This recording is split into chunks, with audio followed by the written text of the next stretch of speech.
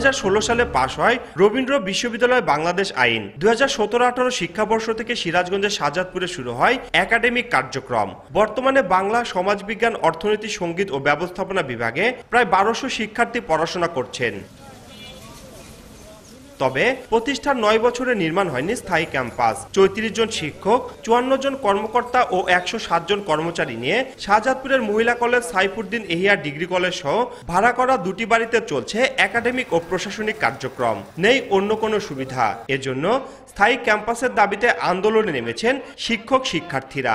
Classroom নাই, ক্লাসের সংকট, আমরা ক্লাস করতে পারি না, আমরা অনেক সময় বাইরে দাঁড়ায় থাকা লাগে। নিজেদের কোনো কিছু নাই, ভাড়া করা, ধার করা, অন্যের কাছ থেকে চেয়ে নেওয়া, তো সেখানে একাডেমিক কার্যক্রম আর কিভাবে চলবে? যেহেতু রবীন্দ্রনাথ ঠাকুরের নামে এই ক্যাম্পাসটি, তার জায়গা, জমি, ভিটা জমি সবকিছুই আছে, সবকিছু থাকা সত্ত্বেও আমরা ক্যাম্পাসটা পাচ্ছি না। আমরা অবিলম্বে আমাদের স্থায়ী ঠিকানা যেতে চাই। আমরা নিজেদের আত্মমর্যাদা বোধ নিয়ে আমরা দাঁড়িয়ে থাকতে চাই।